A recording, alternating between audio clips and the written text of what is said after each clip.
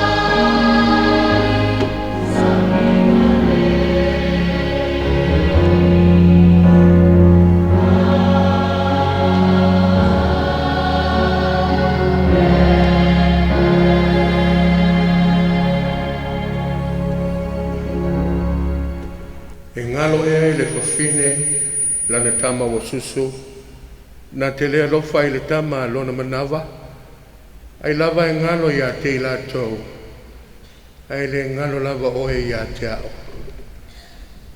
Can a mother forget the baby at her breast and have no compassion on the child she has born. Though she may forget, I will never forget you. Prayer for the Holy Spirit. Le tua sili ese, le tua mamana, le tua matango fio malava. Mato whanau na watu le nei tae ao se e fio mai ale lo ngaka paia. Papati soina I mato uma taito tasi. Ma whai no mato tāpua I atu I lau o fio I le tonu ma le ato toa I te tawai. Ma lo lava sili ese. Heavenly Father, we come before you as a community of believers as we seek your Holy Spirit to baptize each and every one of us so we may be able to worship you in all truth and honesty. In and through the name of Jesus Christ we pray. Amen.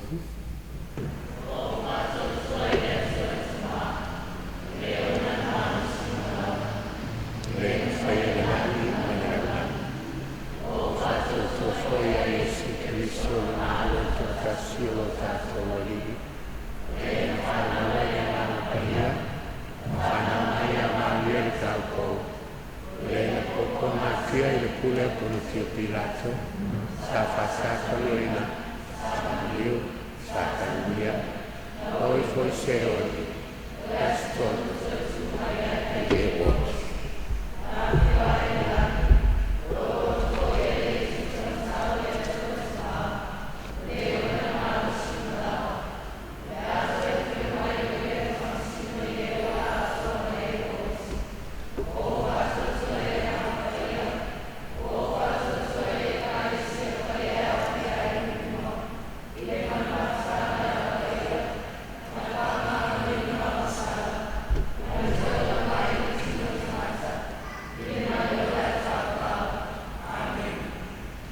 Tātou tāpua I le tua I lona vi inga I lua.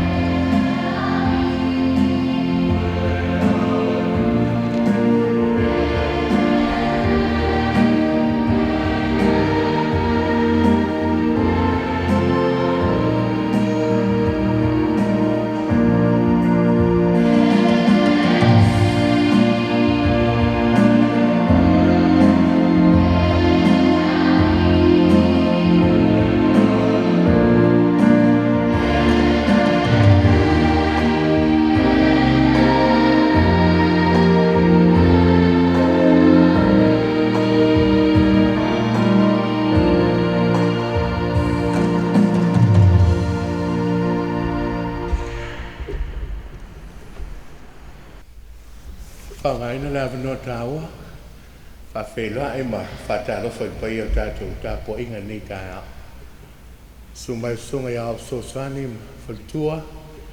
Tātou tina malolo. Ta mama tina o tātou e kālisia e o lava i alo mwhanau. Malole soi fōmanuia. Wa sirifoi o na whanga i tiale. Ngona nei tāia o nei asa.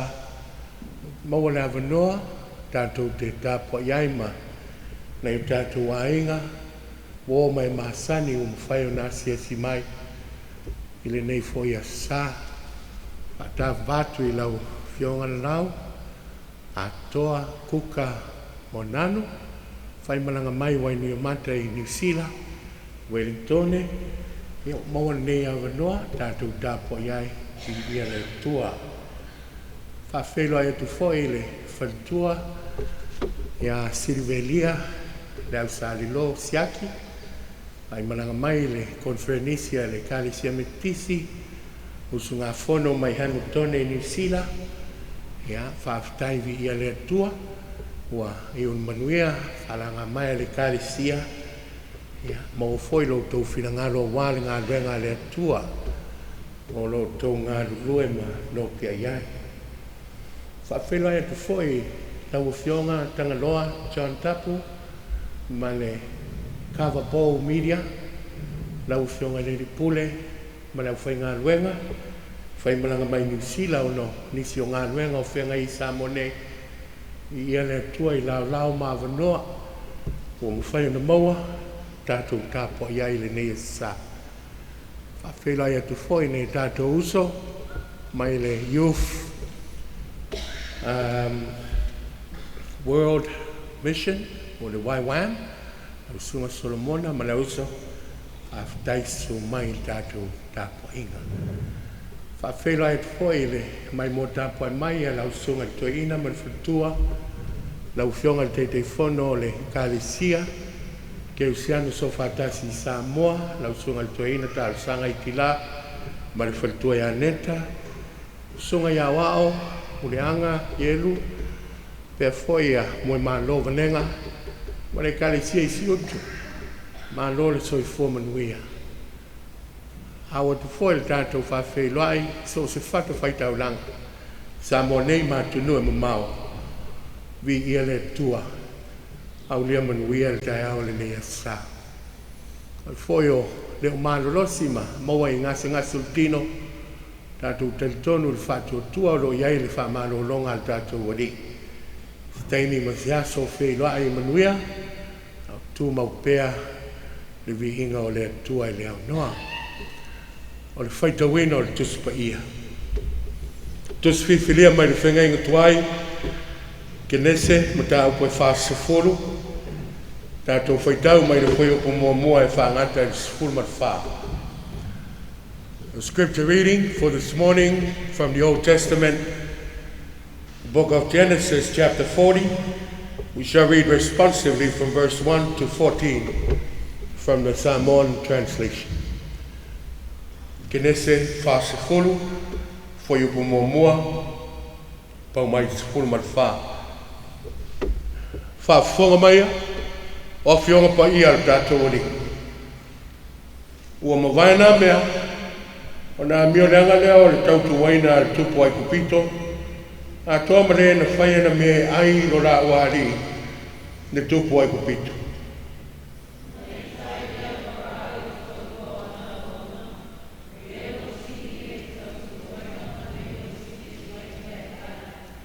Oa na tu atu ia te la ua ia leo ina i le whale o le ali, e pule i le au e whawheao, i le whale pui pui, o le mea wanoa no tia i o sefa.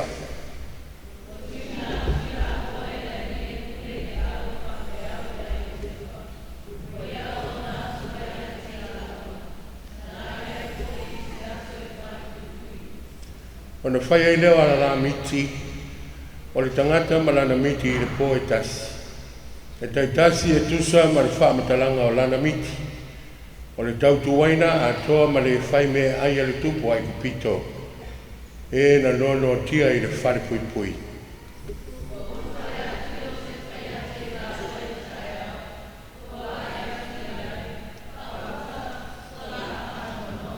Ona fesili e tuailea o ia I au auna Farao na puipuia ma ia I le fale o le o lona ali o whape atu ai. Se ale mea e whanono ai o rua I le aso nei.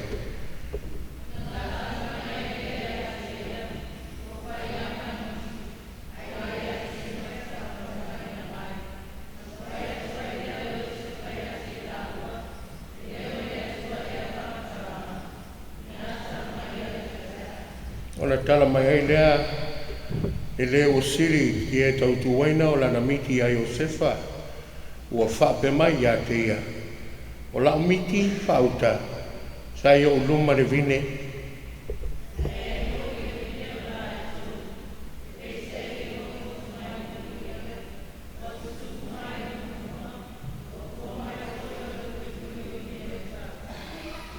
Nei lo lima foi le ipu o Farao na utango foi I vine ma utau lia I le ipu o Farao. O na utua tuaile o le ipu I le ao Farao.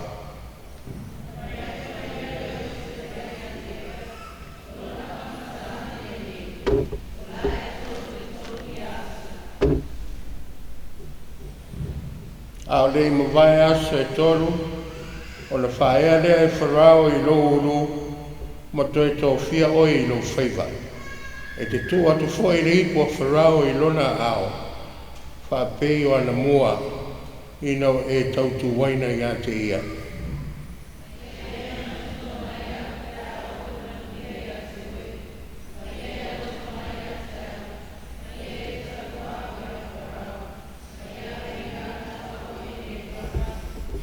Tus fifilia mai le whengenga fau o le tusia Paulo I a Filipi. Filipi mata upu mua o le whai upu mua e whangata I le sifurmatasi.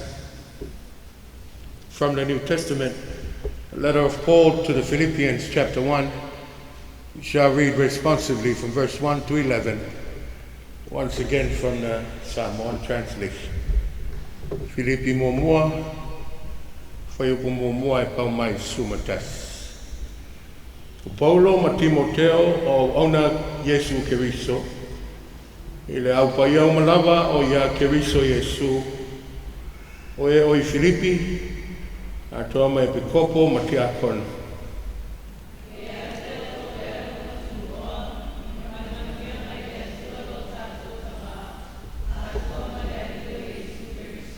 O te whaftai atu I loo tua, I o manatu uma ia te autou.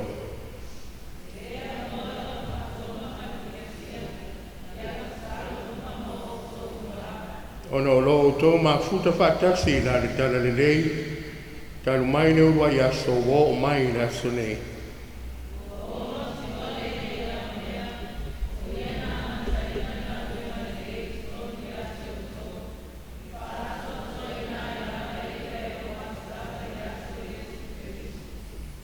O te tau ana o manatu whapea ia te autou uma, a wā o te wina autou I lau loto, ina o tātou a wai whatasi maa o I le loftu noa. Ao nono tia au ma o tu atu e wha maonia le tala le lei.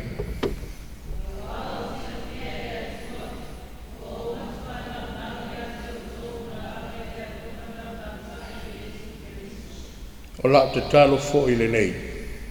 Ia whātupu te leina pēr lava, lo o tō walofa, ma le lo le lei, a toa ma le whāu tauta mai.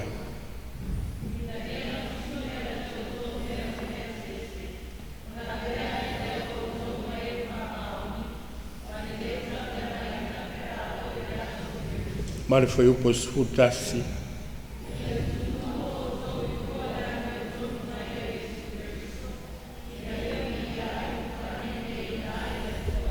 Whamanuia mai le tua tātou whaitau ma whanau longo I ana whionga pa ia tu maulona vi inga o I whabavau. Amen. O tātou taulanga I le tua. Tu inatu whatasi ma o tātou tangata. Whaunga ina I lana whiau ma tala le lei so sea. Tātou taulanga.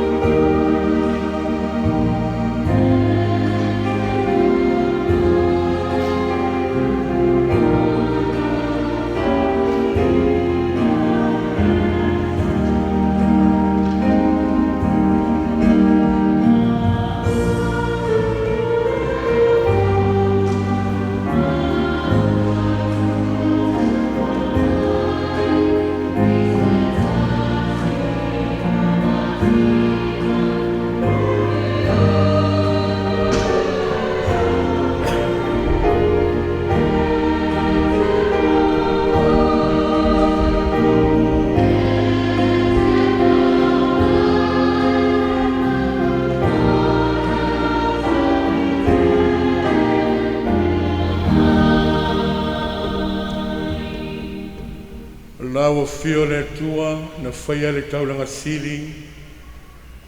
E alai le soifua atoa ke riso na ofoina.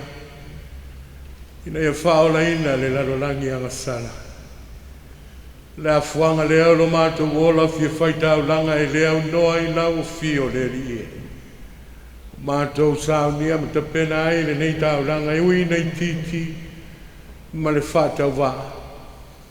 O au mea lofa I tele wa sa sa mai lo lato usoi fua ma lo mato wola. Lofa le li e talia mai. Whapaia ma whamanuia I le tau langa lau whanau I le nei tae au. Wa foi na atu whatasi ma o mato tangata. O au mea lofa ma taleni ma ngawha o tu ina mai lo lato usoi fua ma lo mato wola. Whao ngā ina I sosiala ina ia vi ia lau o fio e le au noa. Au mai pēr le li ie. Nei au mātou la ngona pēr le tāua.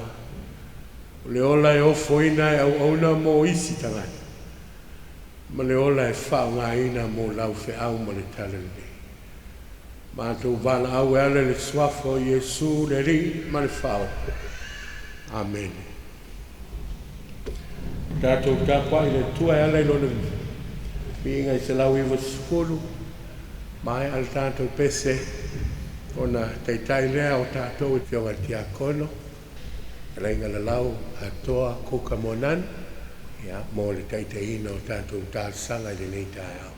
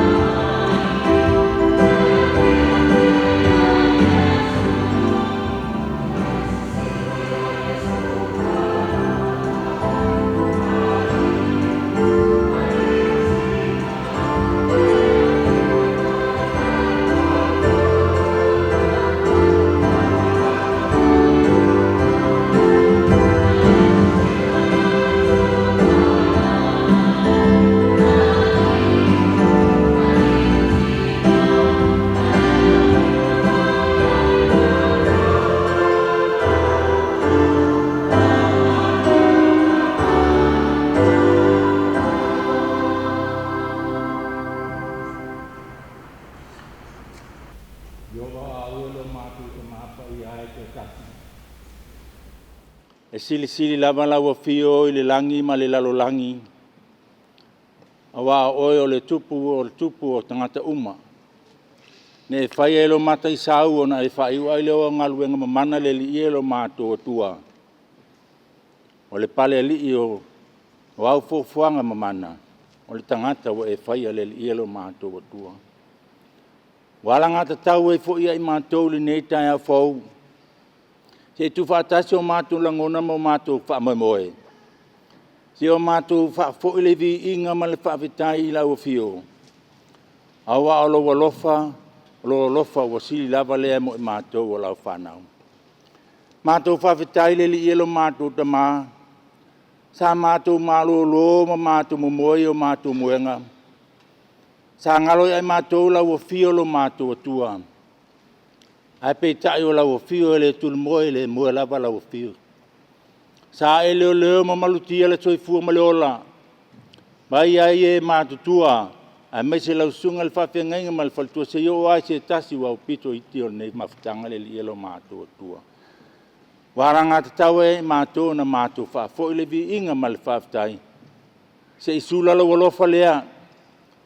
Wosa osa u whamanuianga ia i Manatu. O Manatu ala whai ele nei tai au fau. O Manatu wheloa i mau. Le kalesia.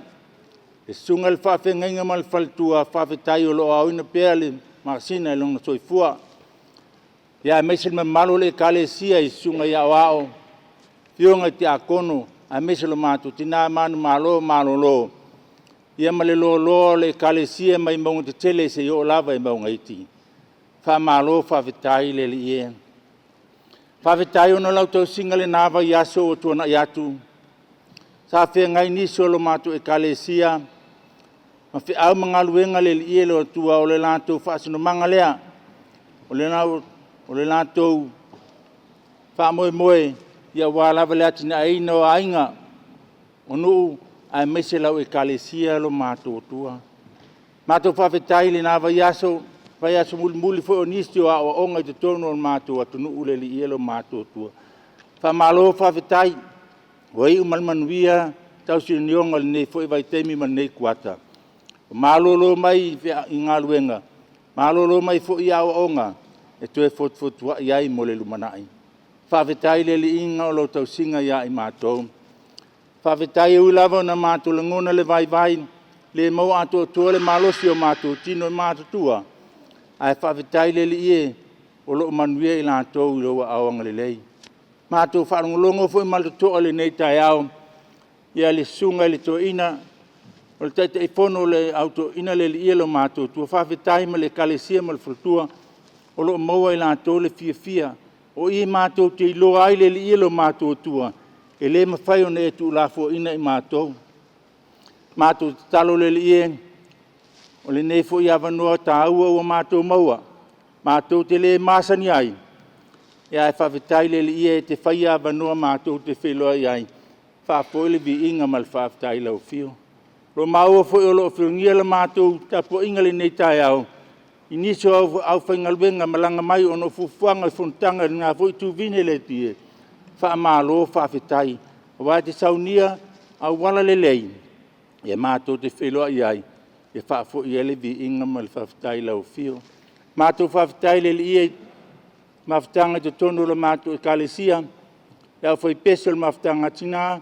Mawhitanga ta mamala au ngasa. Vi ia lau fia lo Manatu Autua. Te whaatupu vaenga ese. A wālawa le atina ino lau ngā ruenga le li lo Manatu Autua. Manatu whawhitai le li o sio Manatu atunu o Samoa. O le pei Samoa pe o nisio atunu o pe o na Manatu ai le mātau sa ilingo le pule. Ma le malosi. Ai whawhitai lau fia lo Manatu Autua. O wai whaavai Samoa ia te oe. Le mea le Manatu te whawhitai e le li lo Manatu Autua. Whawhitai lo whaongaina o Manatu tangata. E le atu atua i ele temi Manatu tu ese mai ai. I lau fia lo Manatu tama. Ai whawhitai e te whaongaina lo Manatu tangata. Au ngā vale ai whawhitai le li e i tofi matiute. O e whaongaina i Manatu te olai mo Manatu tautua i lau fia lo Manatu tama. Whawhitai le li e o nole ta mau ainga te whaaso mai. O lātou au mo Manatu lima. Ia wālawa le tau singa o ainga o nuu ma le tau tuainga o lau. Ngā luenga pa ia le li lo Manatu tua. Whawhitai o Manatu, mawhitanga mo Manatu whanau. Whawhitai lau talavou tanga tupulanga ua maua lātou ngaluenga. Whawhetai ua soasoane e o mātou ainga. Whawhetai ona mātou mitamitanga o lau uloa tāu e fua e mai. Ia mātou tausi ma le whaamaoni. Mātou sisile ona mātou whawhetai le li ilo mātou tamā. O le taulanga tūtasi o lau alapele na maliulunga le sātauro. Na ia mā ngalo ngā sala lau whanau. E li ilo mātou atua, le ngona le māsiasi o mātou loto. Awa e mātou o le fotu le anga māsasei. O tumu le ato atua, ma le whaamaoni, i o mātou tofi mo mātou tiute. E peona e tofia i mātou. Tu tono lau e kalesia. A meiso o mātou a vea mamatai. E taitaina o mātou ainga. Mātou whatu ese le li ilo mātou tua.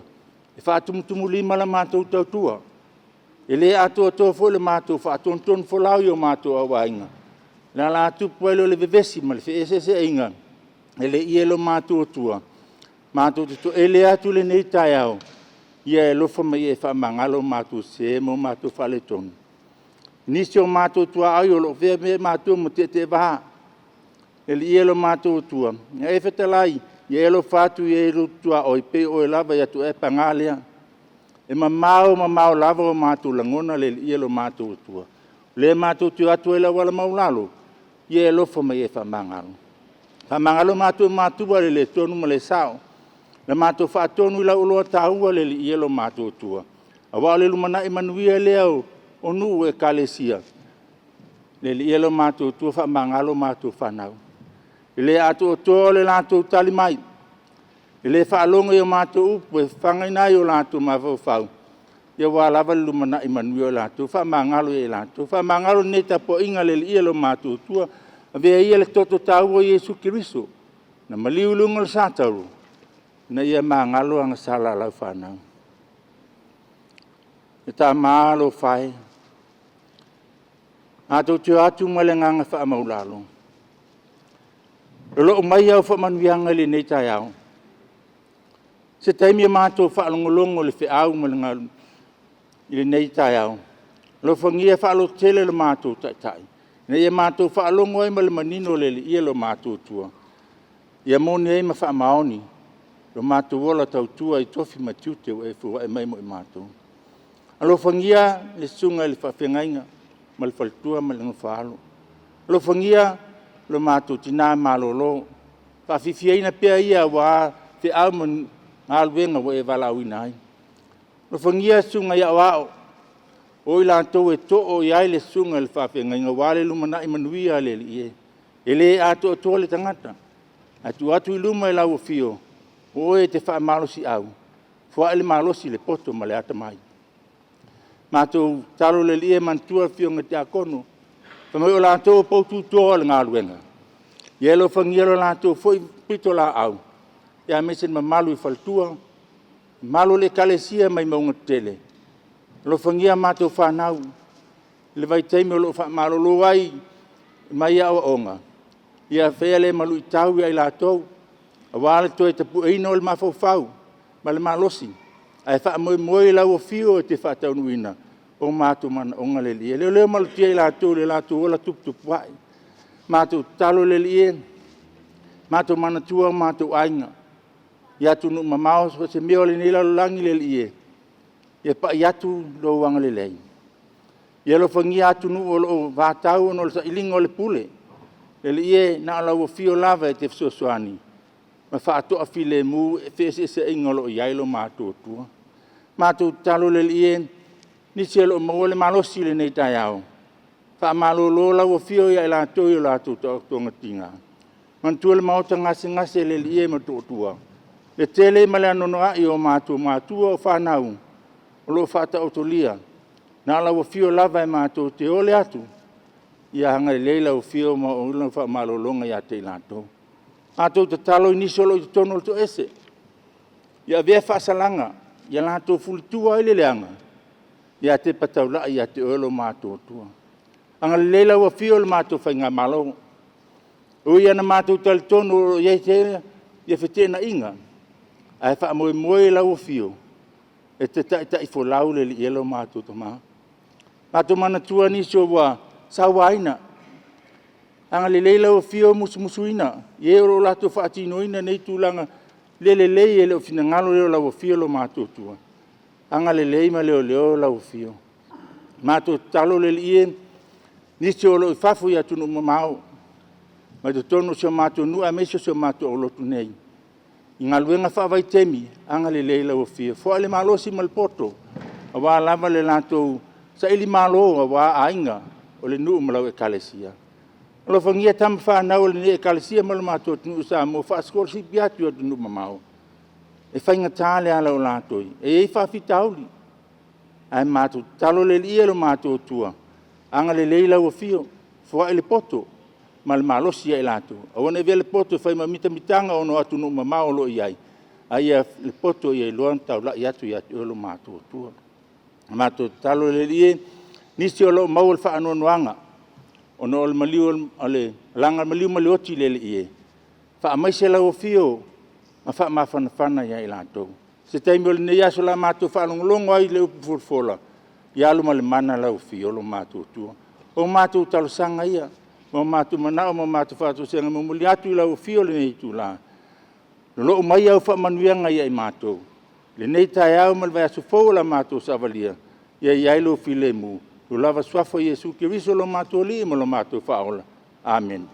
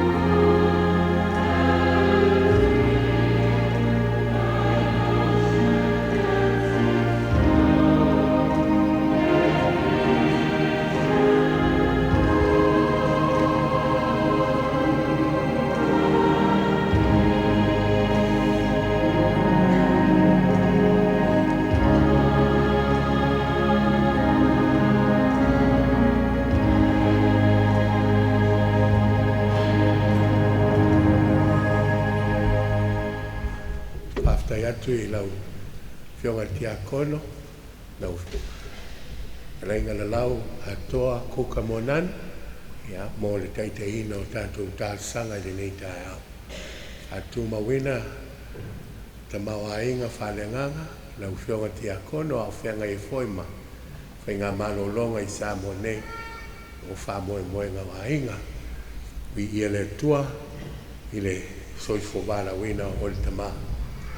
Nā wanoan nei, na tātou tāpoia I a le Sauniga ma tāpananga a le whanau, ma le tātou ainga whaia onga taonga sa. Aloha, my name is Elena. I'm here to tell something about this dance we're about to do. I am using whangaina le whai puma le Samoa sa matot tau palua. Loanga ngai e whamanua tia Yehova a o whoine ingala se mea tasi ana mea lofa. Not forgetting and remember.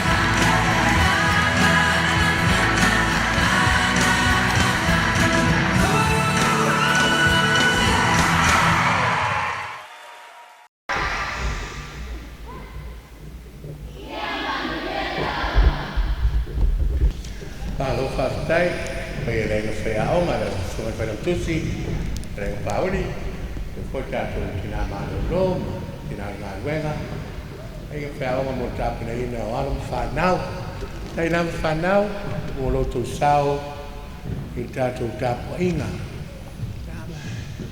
Ale mawatanga, alai rue mai lima mamata, emo mai, ia. O le whaau ale nā mo tātou, le asa ma le asa. Mo mai nei o tau mātua, ia o mori mau foi le whaau o tau mori mo le nei asa. Whai mo vi inga o le tua, manuia o tau whanau. O le raunga i le swafa mamanu, o le tua le tamā le alo, ma le nganga sa. Amen. Ua maua le matua o le launga, i le tusi na whaitawina i le whenga inga fōu. Tusi a Paulo i a Filipi, ma tā upo mua, o te fia whaungaina le whai upo e tolu, o te toi whaitawina. O te whaafetai atu i lo o tua, i o manatu uma i ate o tau. I thank my God every time I remember you. O le manatu autu, o le fimo le nea sasai, tusa ma le whasinonga le, tusa whaitawaso le kare siawao, e le faagaloina, not forgotten, e le faagaloina. O tātou e se le whaingofio na ngalo mea. E tau whaavasenga whala au o le tae au auri mane fiafa. O na e whaingofio i o na ngalo po wainu pere ai. Whale tonu ai foi ma wagnati le whare mai nisi o nai ta mamatina. Ia ina ua tasofa la au ngalo. E tau sua e le ki o le tavale, po whea ua tu ai, ua ngalo le mea nei. Ai sili au na ngalo so, po whea o ta tia ai le ato tupe. E mai se ape a whai o lai tumu, tau le ofi le ato. We are forgetful people. We forget many things. We forget the telefoni po wheo tua. O le mātou whare. O e whai ma whati ngā taringa le suenga o le telefoni a leila. A rai to tono la nato. Lai whea lua i mai. E whapea no tātou ora. E tātou te manatu wa atoa me uma.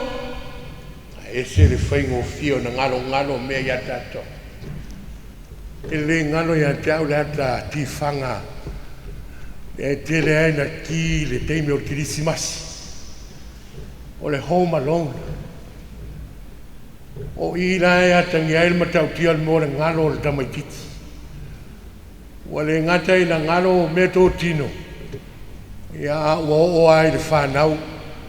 O le mawhai o na atoa wa ngalo. E isi o tamā sa mātua i oi whanasi uau. Ngā rurue ai o mātua. Matua al toina. Le leila ma whauwhau. Sa whai ma whauwhautua whapitoa al mtanga aluenga o whatoanga ma whainga whai. So o lalangi o malanga ai ma tā milo ai. Le lei le ao ina. E sau al toina i leisia sale lotu i lanta vale, tu i whafol falsa, tu uale lotu savari i lona ainga me salo pe tolfu minuti. E o atu toina i whale a fisiri e lon tō rua manana whana. Papa, o rana me o tupu ta vale wa e savari mai ai. To amana tu al toina ta vale lai tu i au tafol falsa. Ale le wa savari mama. E ngalo mea ia tātou. Ai o le ala le leona tau mawhai tangata. E whau ma whaini mea e Manatu ai. Tātou pe a whaiwa, tuana i atu ma le nei soi fua ma le ona. Hai Manatu pe tātou. E le vaia i Samoa ne. Awa tunu i whafo, o iei whatangata, e wha Manatu pea, i Taitai o malo, o tangata ta alo, i longa. Ia se i vanga nā, ia mea iau a whaai ngoa, i nisi o tātou Taitai o whai langi i whola. Mao tangase ngase i matotua, o whaai ngoa, o le TTM Hospital, o le tupua tamasese mea ole, Manatu ai lea Taitai loa. Le moto lo i mulino, fai ma ofisa o le fono i le nei teimi. Fai ngoa le tofilau eti Alessana building. Ma whapea o na tātou whaia, inisi o whale, ma mea o whausia i o tātou teimi. E whai ngoa, e Manatu ai pea, nisi o tātou Taitai. Au le Sauniga o le whamanatunga po le Holy Communion, o sili ma le lua afe tausa.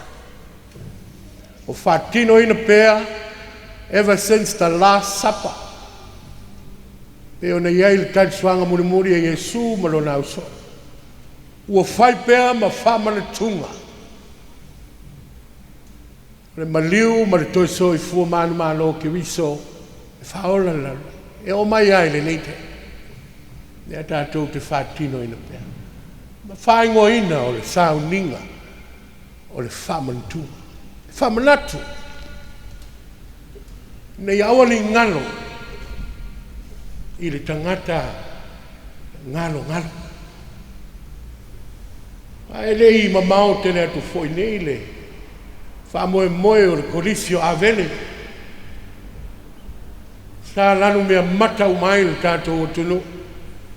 I le whamanatuina o lona se lautou sanga. A o upu ia sa langona ina. E le ngalo oe a vene. A ofisiri le e leisi a ngō na malanga me Amerika.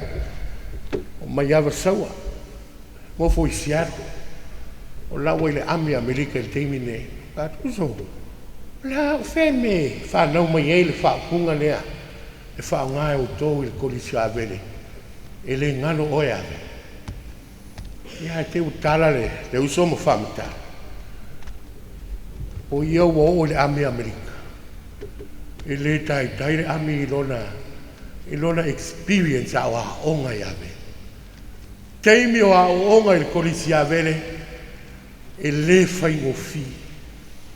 O ste vai tau whainga tau lona o langa. Tupu ai.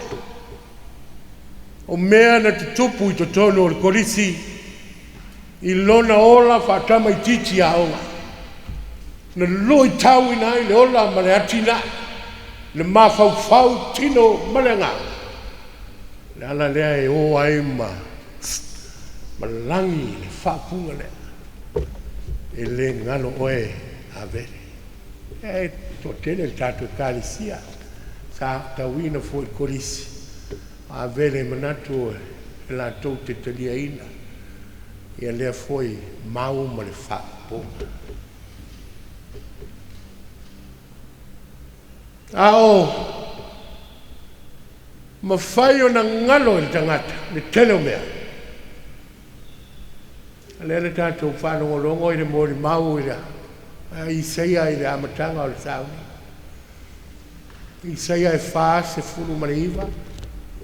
Whai upo e se furu marilima no whaitawina e a mata i le tātou tāpoinga leitai. Mai Isaia i le teimi o foi mai le whatawhianga o le nungo le tua mai asu ia. E ngano ea i le tina o whasusu na tama. Le pepe na whanau mai lo na mana. A o le tua. I le mawhai o na ngalo. I le mawhai o na ngalo i le tua o le tangata. Te whapela ngona, o le apostolo Paulo. Lea e tātou te whaitawa i le tai ao le nei i lana tusi i Filipi. O le no i titi ma le whatau waa. Ai na whatua i Paulo le e kare sia mua i le atu Europa. Se furu tau sanga so ai. Lea e tusi ai e Paulo le tusi lea nga i a Filipi mai le whare pui Roma. Varu se lau maila le mamao le mea iai Roma mai Filipi. O lo wa saisaitia ma loka ina ai le apostolo i Filipini. E le noatia i se fale ai noatia i fita. Tusi ai e Paulo le tusi lea. O le tangata o lo wa saisaitia ma tau mia whapolonga ina sasa. A whai mai le tala o le tusi a Filipi, o le tusi o le loto whawhitai. O le tusi e whaalia ai le loto ua osa, ma le loto whawhitai le atua ma lona alofa. O le tusi e loa ai e leo mawhaio na ngalo i a Paulo, le alofa o le atua. E ma eu le tusi le lei. E mai Paulo Filipi teimi uma o te mana tua oe ma lo loto whawhitai le tua. A le kare sia lea na whawaina i tua o pā. A mata i le whawhine i ngoi a litia le nae whamatala i le tusi o ngā luenga le apostolo ma tau posifun ma le ono. Le lo matua whai i e pahauli. Na ia whai a Paulo ma Timoteo ma Sila au tau langona ma au tau talia wa whao ngā ina i mātou le tua o mai o whale tātou ki tāpuaya. Lea ua se furu tau sanga so ai. Le ma whai o na ngalo ia Paulo. Ti ngā le tele o whawhita auri o whiangai ma Paulo o le sei le wharepui. Ai tusi mai ai le tusi a Filipi. Whailoa le loto whawhitai o le apostolo. Whailoa le nganga whawhitai o Paulo. I le ngā luenga whai pea o na le mautinoa. Ele o asa le whiangai o tangata i Filipi ma le karisia ma whawhita auri. Le tusi e whamarotsi ma toi whamanati. Awane i vave o na ngalo le alofa o le atu. E wawa mai e leita e au. La au ia e lua sa tui au tafa o le whaitoa le mātou whaka. O sila mai. Ia. O le sila au lea. Pise la au o lewa o na ngalo. Ngalo na fui. Ngalo na ave iai se tala. Ngalo na ave iai se alofa. Ngalo na tu iai ni nai mea ai. Ngalo foi o na vai po o lewa te tau na ave ese mai le atu. Ai to tō le lei wha. O fōringa na. O le e kare sia. O le lotu. O le ainga. E ngalo. E whapea. E umia. Ai leni rau. O mate. O pē. Ai o tiro atu leiti i tū o le whaito. O le tū ai le ki poti. O lo iai ma le tamai la au. O lo ola ma nei. O le la au o lo manatua. Ai sia, e amata ai le mea o lo tū iai. Fōringa that someone is actually attending to it. That someone actually remembers to take care of it. E o ai, i go tono lo iai paula au ma mea pini mea ai e whanga ai le la. E le tau mate, That is why it has green leaves.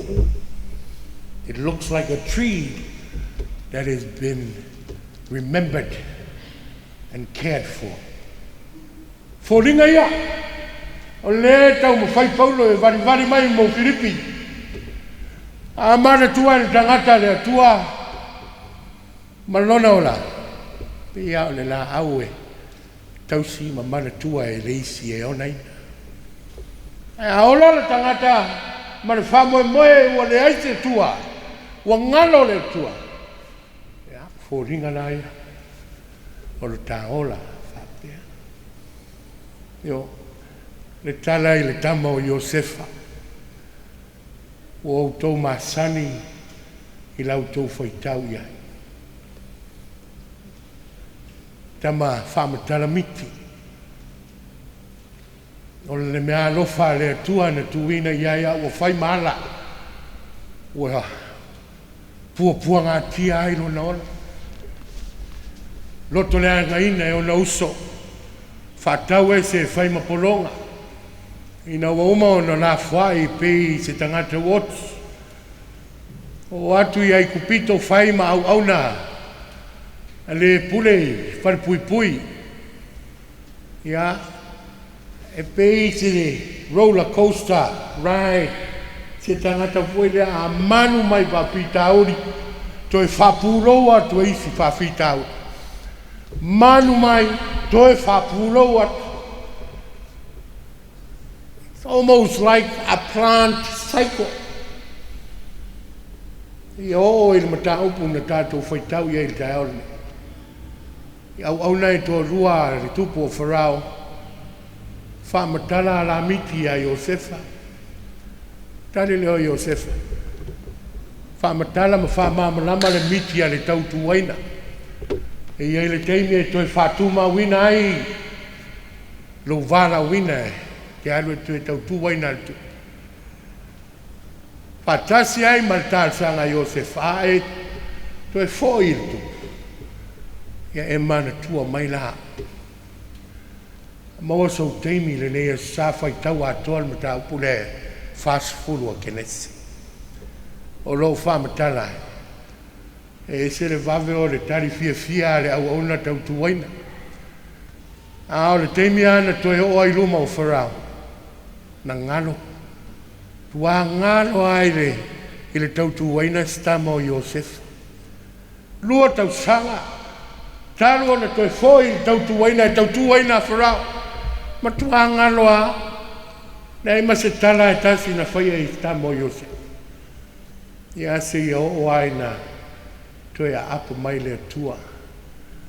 Ma vai le avanoa e whaai loa ai. Iosefa malana tā leni o le whaamatala. O le upu lea e whao ngai i. E whaamatala ai le upu mana tua. E peo na whao ngai na Iosefa e whai le au auna. O le heset i le ngangana e peo. A sairi atiri le winga o le ngangana e peo o le upu e se. I loai. O le manatua. O le hese. O le upu e whamatala ai le alofa o le tu. O le manatua o i tātou e le tu. O le alofa ina lea o i tātou e le tu. O le manatua lea te talo ai o sefa i le au auna tau tuwaina. O le loyalty po le alofa ina. A e to e foi a fora. Alofa. O lona winga a te tala o tātou mawhau i le wheau o le tala le lei o sa. Not forgotten, being remembered is also being loved by God. Mana tua i tātou le tua o lona alofa lea i a tātou. Ai ata ua. O tā mana tua le tangata na alofa i a tātou. E ese le tele o le post le ilunga o le Facebook. ia tangi ai upu ale atunu ua ai uru tuana ta isi. E faigofia ona o tatou manatua le tangata e alofa mai le teimi e manao mia ai le sosoani. Ai aolo i na oma. Vave ia o na ngā. Vave ia o na ngā. I le tau whamtalaina le tala i tau pou. Ia ma le tala i le pela. Le tangata ua whamalolo ina i le mana whamalolo ke wisa. I ai e miloa na mana tua o na fōi e whai whaftai. A o isi o tātou. Maua loa manuia ngalo le lofa. Io e kali sia o le whamanatu lea le tala le lei mo tātou le lei tāia. O le atua e le mawhai o na ngalo ia te ia i tātou. Alo tātou wola vala wina. I o tātou i loa o na mana tua fo. Lea lofa ea mai. Mai le isi uso a tangata. O a mea o tā manatu e mana tua ai tā. Mana tua i tātou.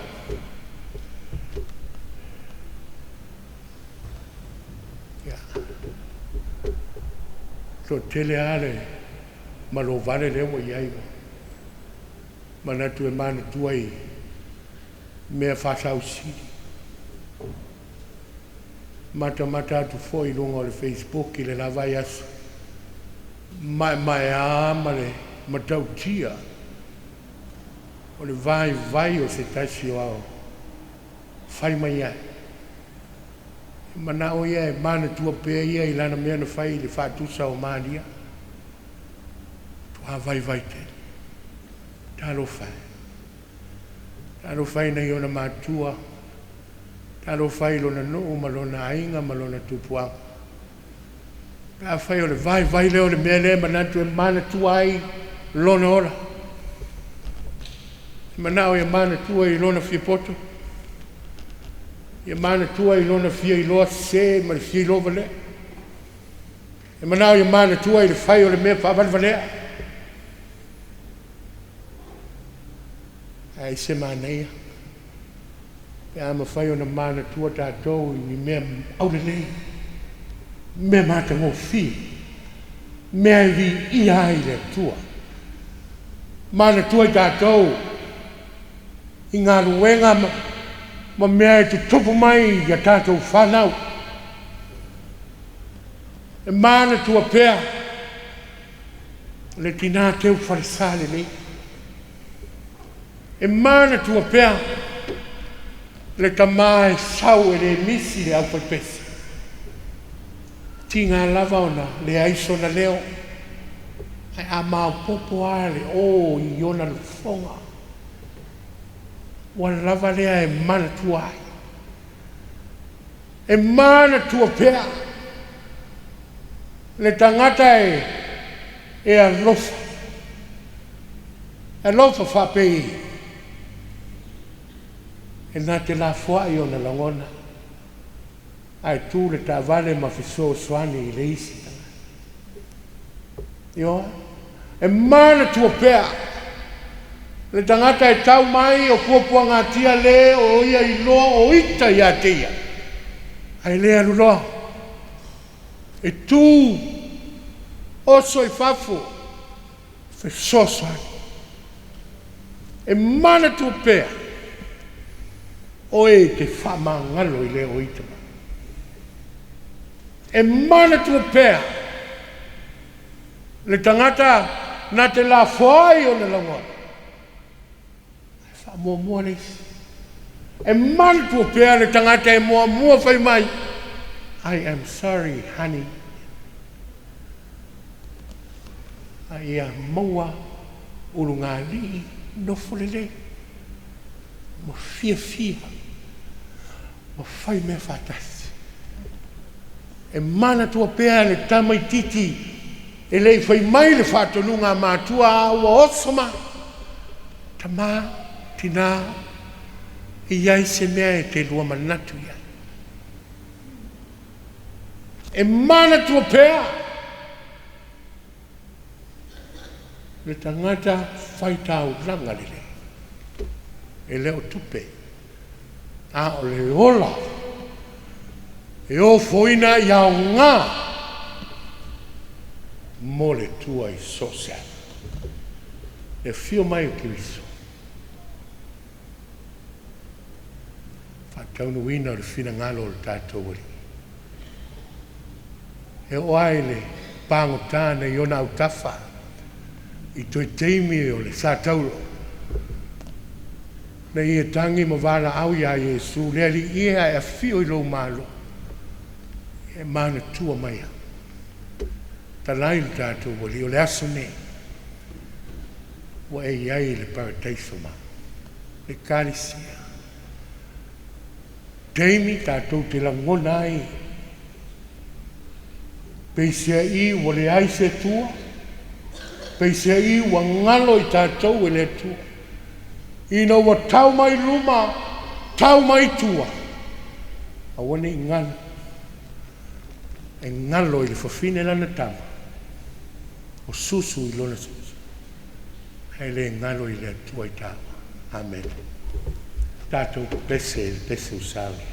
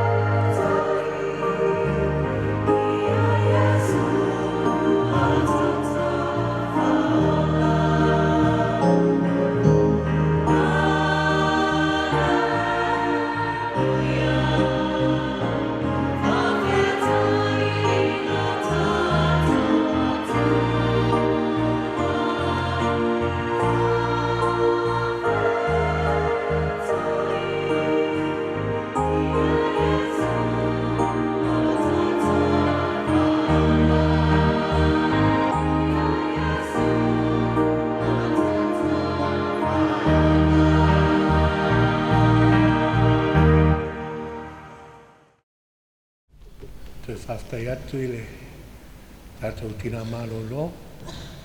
Taonga malo, kuini mei Tamati, ma le ainga, mo le tāpena ina o le tātou whaltāpua. Whaftai whaitau langa, pe fo e tātou tāsanga, pe ona mōlia, ta mai ala lau kuka, nanu, whamanuia le tua. Le talo whamanuia. Le ielo mātou ta maa whawau. Lo file mo ma lo manuia, le mautanga le motasia ma lo wanganga. Ia whapea na whamanatu pea ia i mātou. E le ngalo lava i tangata. E le ngalo lava i mātou e lau fio i leo. Whatasi mai le i nei o i le whawau lava. Amen.